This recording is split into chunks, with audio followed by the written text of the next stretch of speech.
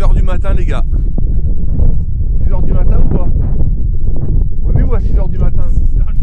Salut tout le monde et bienvenue dans l'épisode 8 de notre voyage tout-terrain en Islande.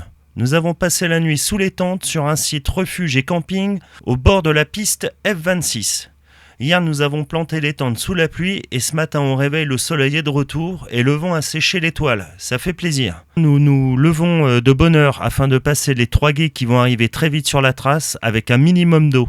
La gardienne du refuge nous ayant mis en garde la veille sur la fonte des glaciers, faisant gonfler les cours d'eau au fur et à mesure de la journée.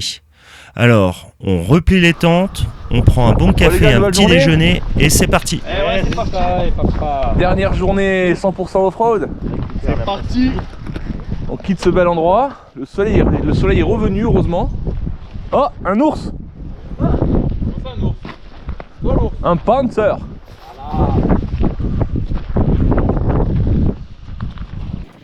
Donc aujourd'hui nous partons pour une journée 100% off-road et il se pourrait qu'elle soit éprouvante. Car après 5 km sur la F26, nous nous engageons sur la F910 pour environ 125 km. Par rapport au jour précédent, c'est donc une petite journée sur le papier, avec moins de kilomètres à faire pour atteindre le site de Drekaskalli, qui est au pied du volcan Hka, là où nous devons passer la nuit ce soir. Je rappelle que la F910 a la réputation d'être la piste la plus difficile d'Islande. En plus, rappelez-vous, aujourd'hui nous devons faire attention à notre consommation d'essence. Depuis la dernière station où nous avons fait le plein des motos et des jerrycans souples qui nous offrent entre 420 et 450 km d'autonomie, nous avons déjà fait 110 km pour arriver au refuge d'hier soir. Il nous reste donc 310 km pour atteindre la prochaine station. Nous sommes donc juste, mais ça doit le faire. Il va pas falloir trop jardiner. Allez, on va voir comment ça se passe sur cette F910. Go!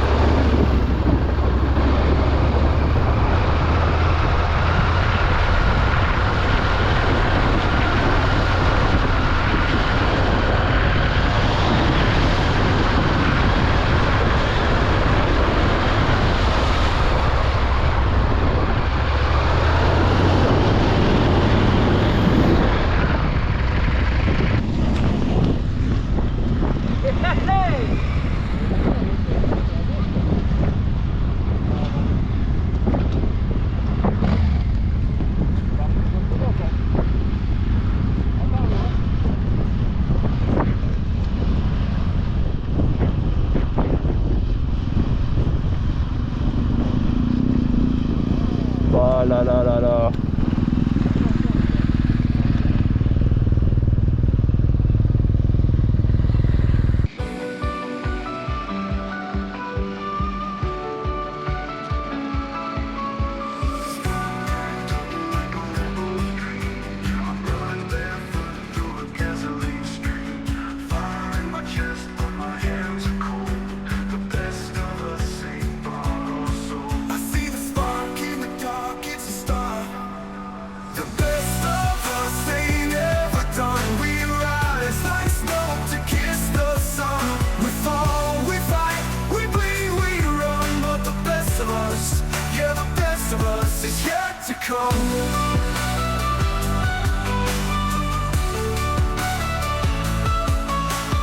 Shadows dance on a shattered floor. Every bruise is a badge we wore. Wings of steel on a paper plane. The best of us love through the pain. The best of us ain't ever done. We rise like smoke to kiss the sun. We fall, we fight, we bleed, we run. But the best of us, yeah, the best of us is yet to come.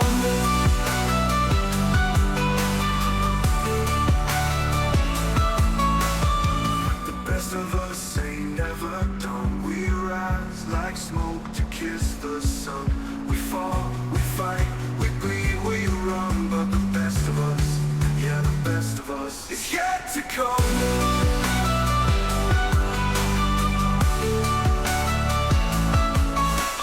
Shadows dance on a shattered floor. Every bruise is a badge we wore. Wings of steel on a paper plane. Love through the pain. The best of us ain't ever done.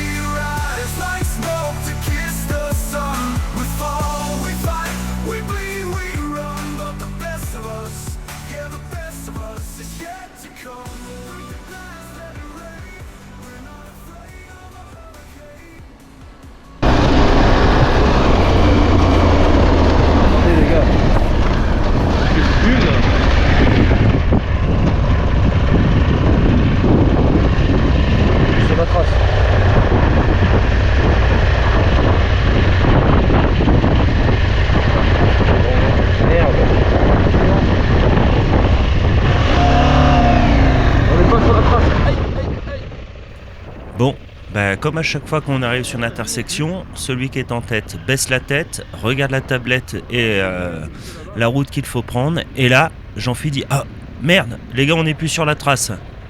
D'habitude, moi aussi, j'ai la tablette allumée pour la trace. Mais là, évidemment, sans port USB qui fonctionne sur la moto, c'est plus possible. Et donc, d'habitude, on a toujours un qui check pour savoir si on est sur la bonne route. Donc là, en dézoomant, Jean-Phi s'aperçoit que à l'intersection précédente, il n'a pas pris le temps de regarder. Peut-être même qu'il ne l'a pas vu. D'ailleurs, je ne me souviens pas non plus que l'un d'entre nous l'ait mentionné après coup. Donc, on fait demi-tour. Et puis, pour aller rechercher la F910, je vous l'ai rappelé en tout début d'épisode, il fallait qu'on fasse attention à quoi ? À l'essence. Et avec cet aller-retour qui nous coûtera 30 km, pour retrouver le bon chemin, ça paraît déjà compliqué. On risque d'avoir de nouveau des problèmes avec le ravitaillement. Alors pour aujourd'hui, on va pas se prendre la tête avec ça, mais il va falloir y réfléchir ce soir au bivouac.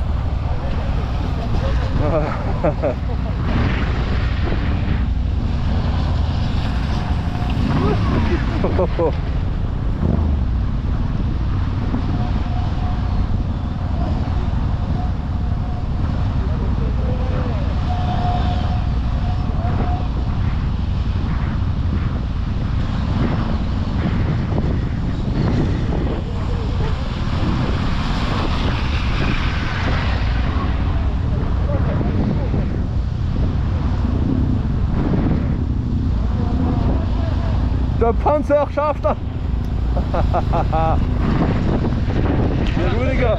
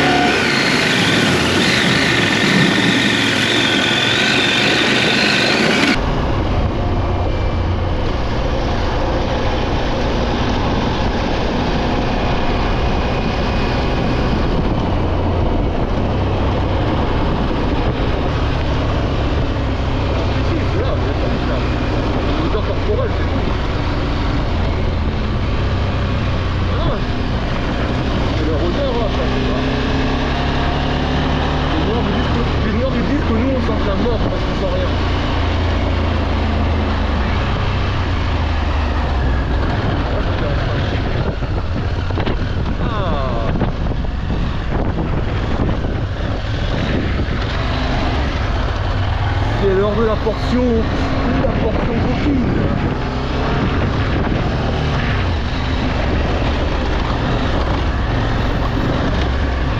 Ça y est, nous sommes dans le cœur de la F910. Vous avez remarqué, le décor a changé brutalement. Nous sommes entourés de lave. Le sol aussi n'est plus le même. On rentre dans la partie coquine de la piste là. À partir de maintenant, ça va devenir épique.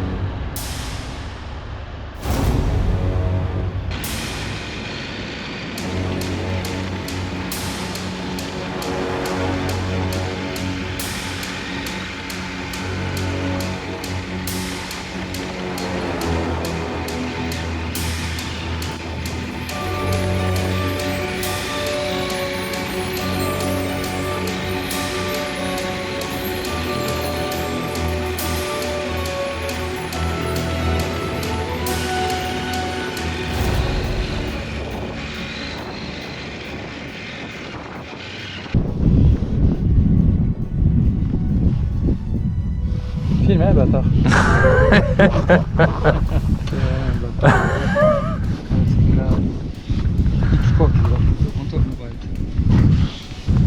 Je fais une vidéo pour l'Onrider pour qu'ils te remboursent. Franchement, Non, on leur fait une pub de merde. sur notre chaîne. C'est là qu'après le prochain trip, Ils nous envoient tout le matos sous l'équipé. enlève-le. Parce que sinon ça va tirer, ça va compliquer.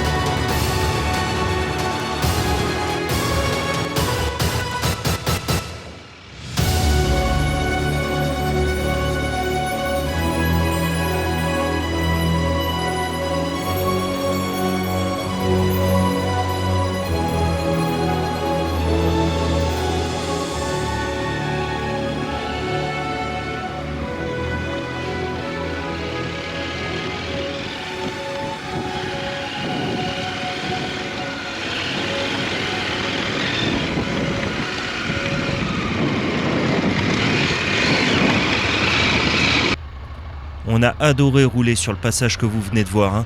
On avait par moments même l'impression que la lave s'était figée seulement quelques minutes avant notre passage. C'était magique.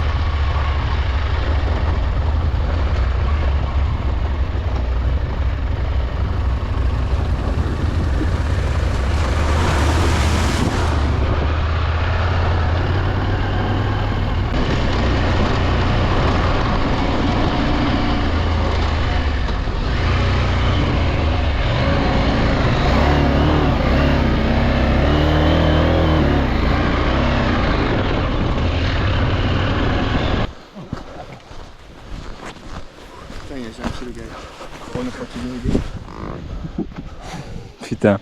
En même temps, je sers pas à grand chose. Allez les gars.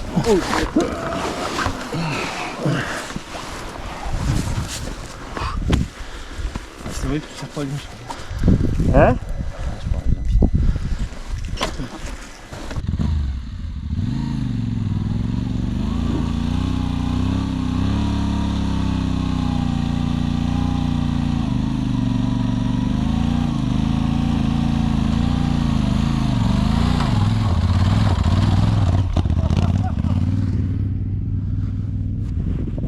Allez, gaz à mort.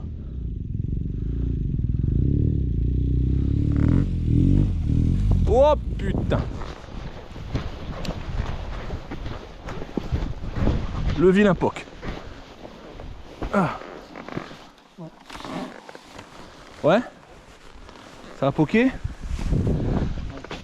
Oh putain. Quoi? Non, ça va, c'est rien. Ouais, peut-être que là... Ça vaut peut-être le coup de repartir en arrière, non? Cédric, pour prendre l'élan. Bah là, t'as la roue avant, elle est vraiment tankée, hein. Et on repart en arrière. Voilà, c'est sûr que la grosse barre. On lance son élément. Là. Allez, on y go.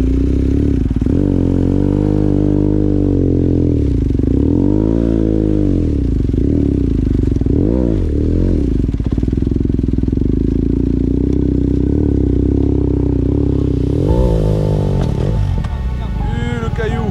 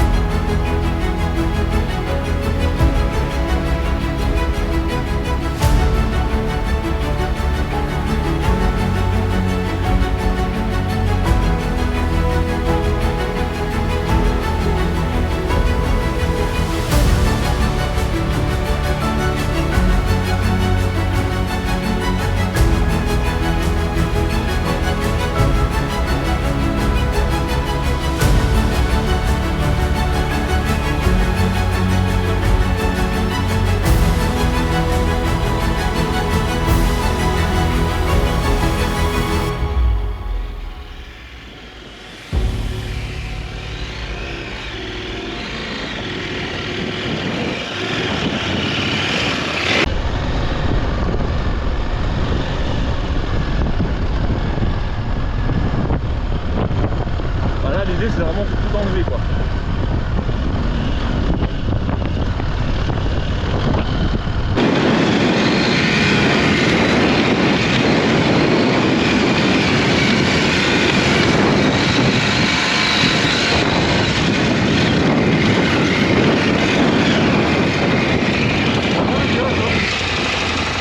Ah ouais, génial. On dirait qu'il vient de souffler le...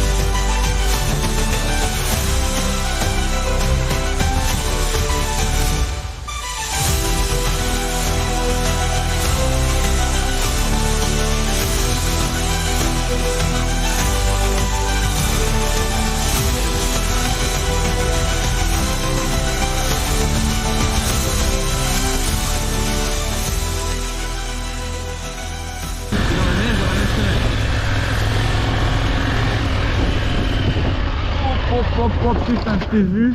Ah putain. Ah, tu m'as mis la pression. Ah merde.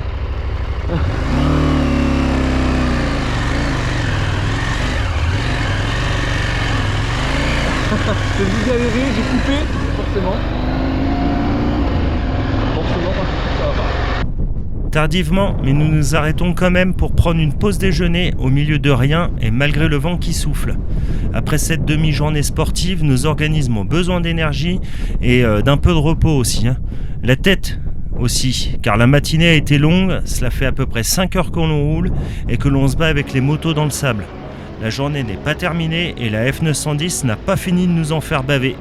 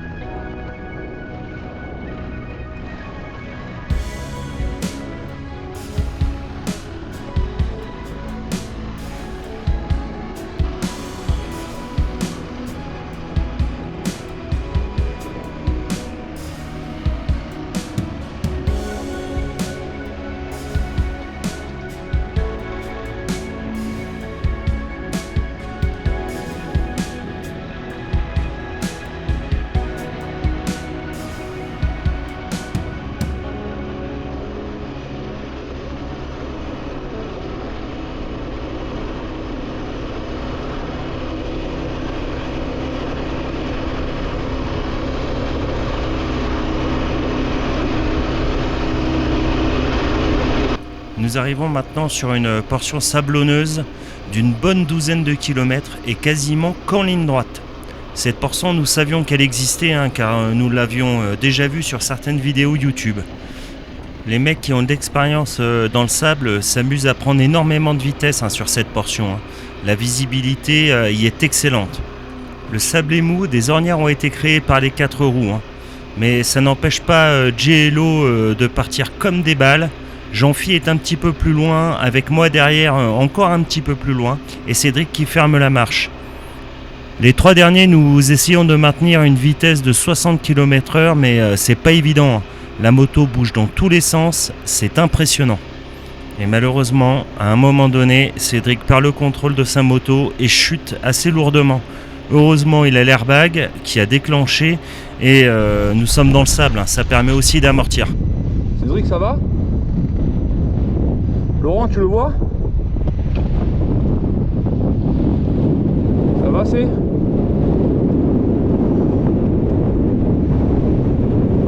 Cédric se relève, pas de bobo pour lui, ni pour la moto, tout va bien.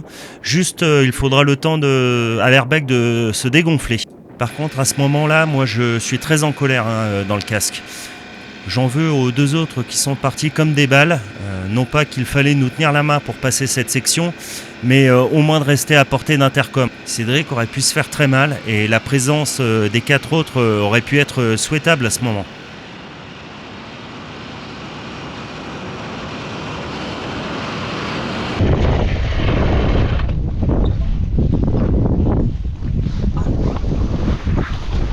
On va épuiser quand même. Psychologiquement, ça va tuer.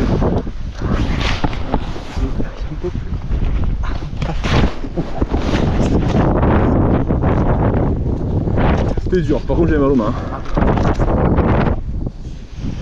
Ouais, des fois c'était... Oh, plus de ça.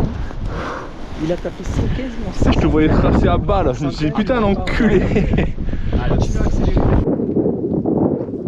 Tu t'es arrêté un peu les milieux, toi? Eh ben oui, pour l'attendre, il en faut bien quand même. Oh, il a l'airbag qui a sauté, les gars. Non, non, vous êtes là pour kiffer votre moment, là. Éteins parce que moi j'ai pas de bruit. Ouais, Ouais, bah oui, bah, rouler à 90 100 là-dedans, je vois pas l'intérêt. Hein. Quand tu sais qu'il y en a un, on l'a attendu toute la matinée, quoi. D'accord.